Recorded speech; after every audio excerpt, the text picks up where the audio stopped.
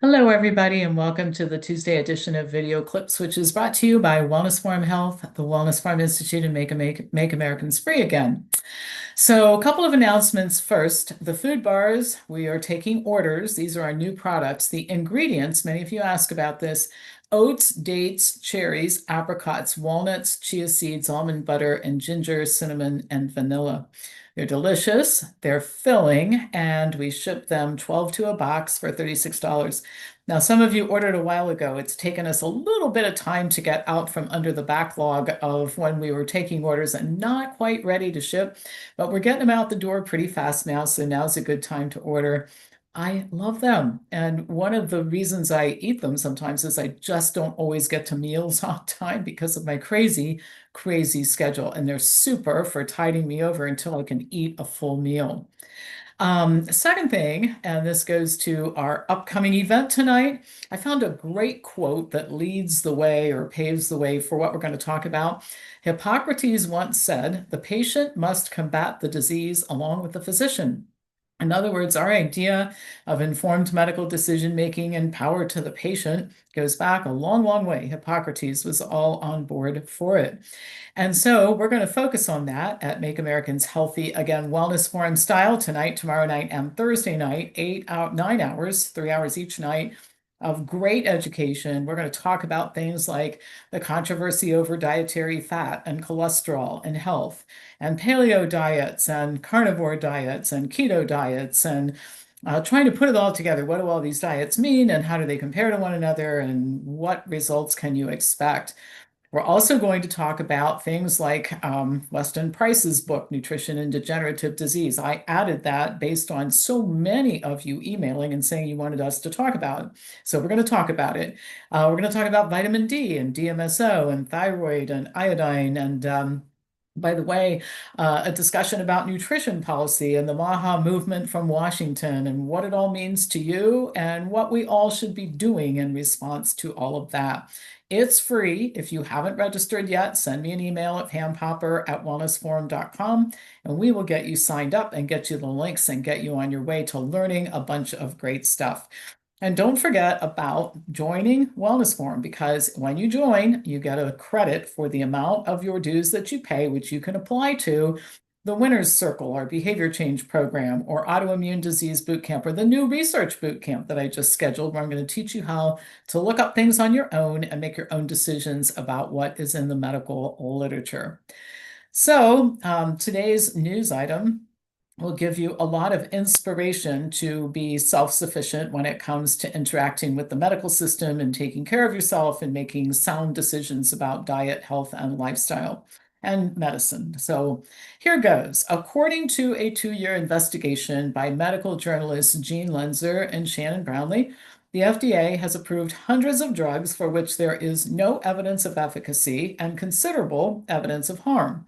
Now, that isn't going to surprise you if you've listened to me for a long time. I've been talking about this, but the breadth of the problem is far worse than even I imagined it could be.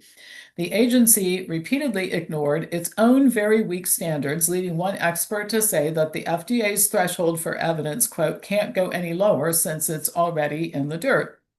The investigation looked at over 400 drug approvals during the time period between 2013 and 2022, and found that 73% of the drugs approved failed to meet all four of the FDA's criteria for substantial evidence of effectiveness. So the FDA set its criteria, and then it ignored its criteria almost all of the time. Now, the four criteria were super reasonable, and I think one of the things we've all have assumed at some point in time in our lives, and maybe some of you still assume this, is that any drug that would be approved would be subjected to these criteria, and they are the presence of a control group, replication in 2 well-conducted trials, blinding of the participants, use of clinical endpoints like symptom relief or extended survival. All four. Now, can you imagine a drug being approved that had not been subjected to that type of scrutiny? Well, only 28% of the drugs that they looked at met all four criteria, and 40 of the drugs met none of them. None of them applied. The reason for this is the FDA's desire to increase speed and exercise what they refer to as regulatory flexibility. Now, what is regulatory flexibility? Well, this dates back to 1992 when Congress passed a law that allowed the drug companies to fund the FDA in order to speed up the process of drug approval. Now, it's hard to fathom that anybody would think that this is a good idea, but money buys a lot of things, including giving drug companies control over their regulating body. The result of this is that drugs are often approved before there's any proof at all that they work by promising to conduct follow-up trials after approval. The problem is that almost half of those trials are never completed, and many of the trials that are completed show that the drugs don't work, but they stay on the market anyway. An additional problem is that drug trials generally focus on surrogate markers instead of outcomes. So some examples would be the drug lowers cholesterol, but it doesn't prevent heart attacks, or a drug shrinks tumors, but the patient doesn't live a single day longer. In fact, only 3 out of the 123 cancer drugs approved between 2013 and 2022 met all 4 of the FDA's standards. 81% of them were approved based on surrogate markers without any evidence of improved survival or quality of life improvement. For example, and I'm going to give you, so this is where we get to the horrifying stuff, right? Post-marketing data for a drug called Copictra for the treatment of blood cancer showed that the patients who took it died 11 months earlier than those taking a different drug.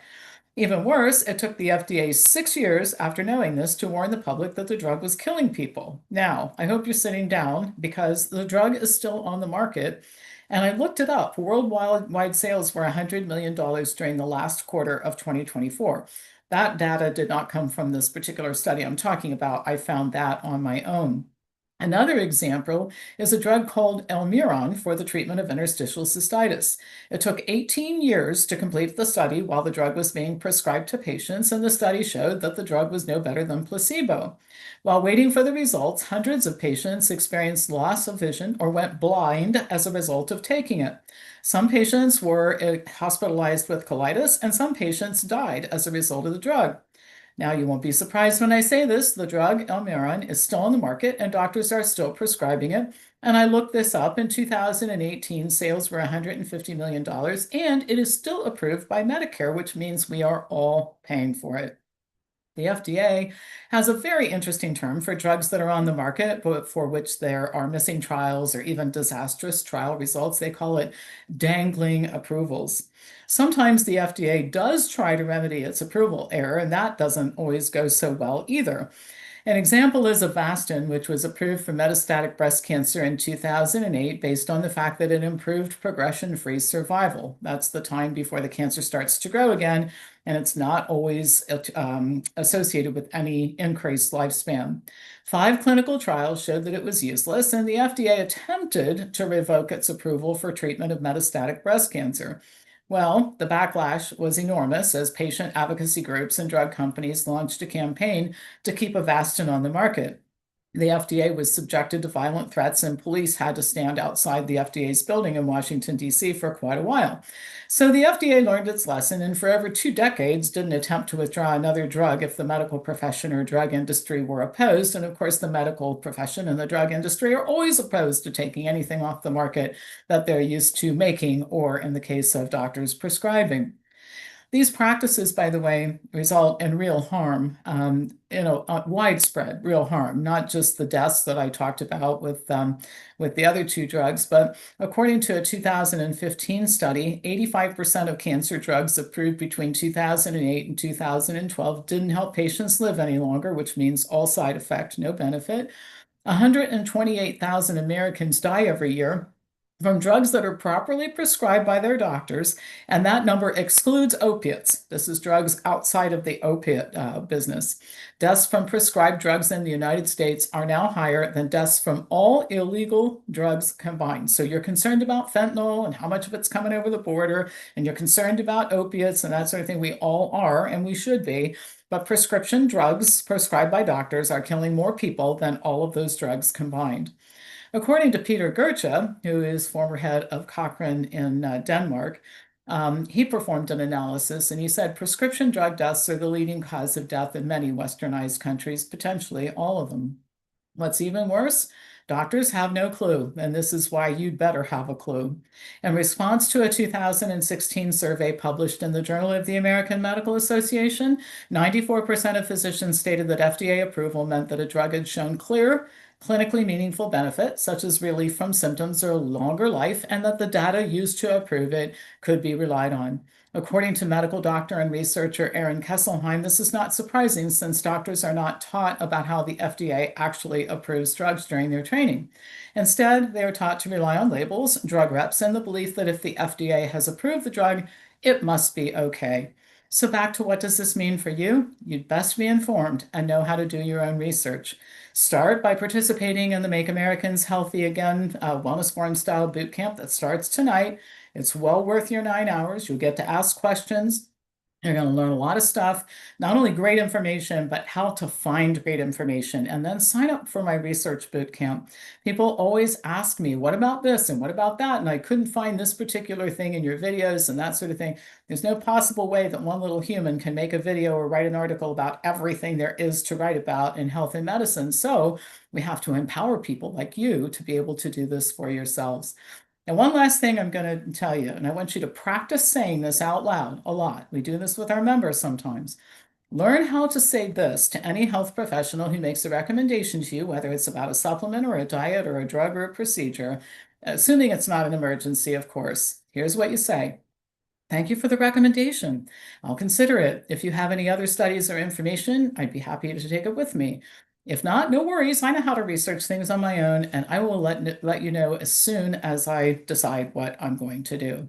Practice saying that. Just don't make rash decisions. Don't do things before you look into them, because as a result of what I've talked to you about during this video, one of the things that I hear all the time, every day when we talk to our members, if I had known then what I know now, I never would have eaten this awful diet that blew out my thyroid. I wouldn't have taken this supplement. I wouldn't have taken this drug. I wouldn't have allowed this procedure.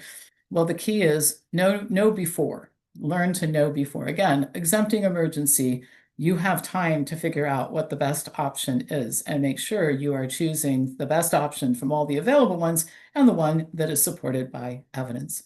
Right? That's it for today. As usual, pass this on to anybody who you think would enjoy watching it and learning from me. I'll be back to you on Thursday with more news. Thank you so much for watching.